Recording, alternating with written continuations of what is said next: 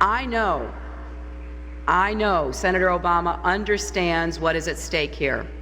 It has been an honor to contest these primaries with him.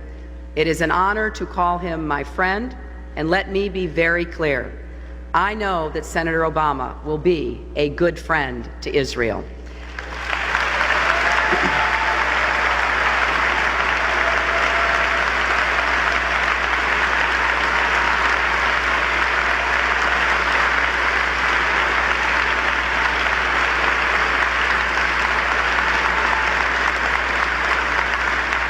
I know that Senator Obama shares my view that the next president must be ready to say to the world, America's position is unchanging, our resolve unyielding, our stance non-negotiable.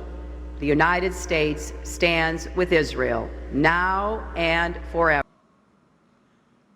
You also see our commitment to Israel's security in our steadfast opposition to any attempt to delegitimize the State of Israel.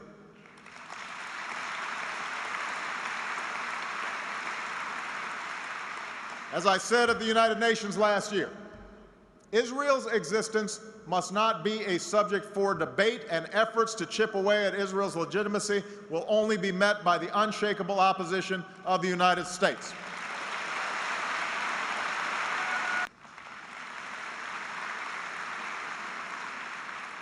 And I indicated on Thursday that the recent agreement between Fatah and Hamas poses an enormous obstacle to peace.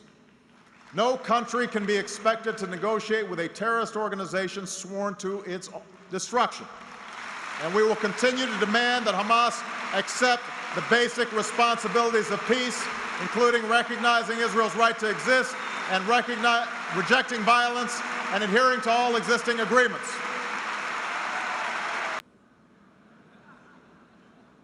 I wasn't surprised.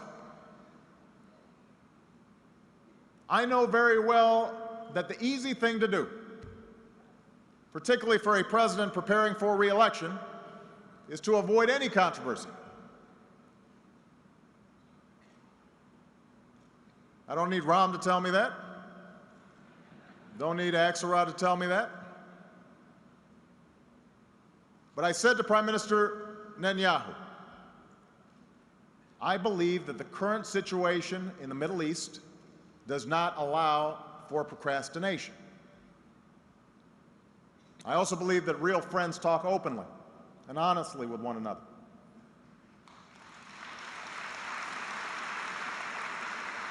So I want to share with you some of what I said to the Prime Minister. Here are the facts we all must confront.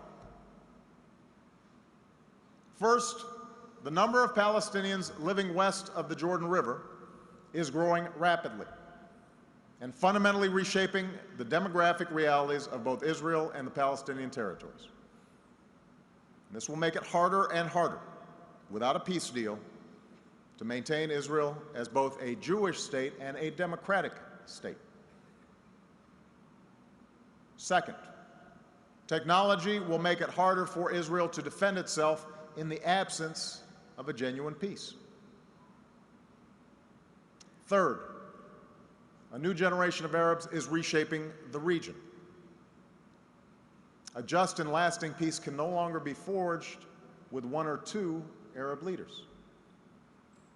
Going forward, millions of Arab citizens have to see that peace is possible for that peace to be sustained. And just as the context has changed in the Middle East, so too has it been changing in the international community over the last several years. There's a reason why the Palestinians are pursuing their interests at the United Nations. They recognize that there is an impatience with the peace process, or the absence of one, not just in the Arab world, in Latin America, in Asia, and in Europe. And that impatience is growing, and it's already manifesting itself in capitals around the world. And those are the facts. I firmly believe, and I repeated on Thursday, that peace cannot be imposed on the parties to the conflict. No vote at the United Nations will ever create an independent Palestinian state, and the United States will stand up against efforts to single Israel out at the United Nations or in any international forum. Israel's legitimacy is not a matter for debate. That is my commitment. That is my pledge to all of you.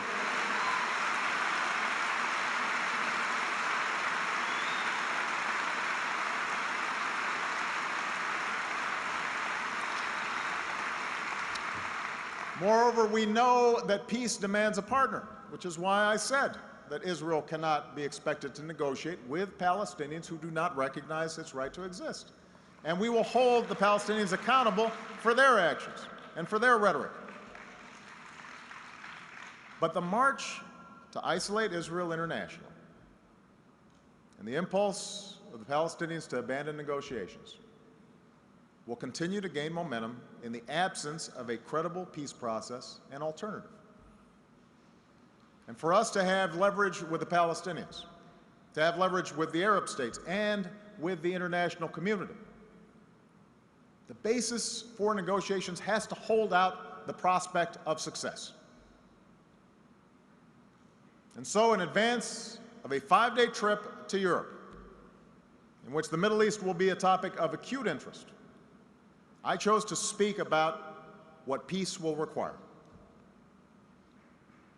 There was nothing particularly original in my proposal.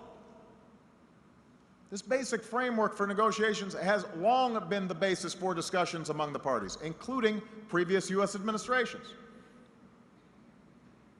But since questions have been raised, let me repeat what I actually said on Thursday, not what I was reported to have said.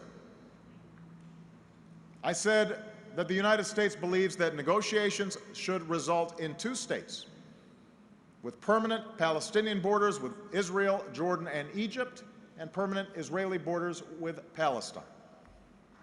The borders of Israel and Palestine should be based on the 1967 lines with mutually agreed swaps, so that secure and recognized borders are established for both states.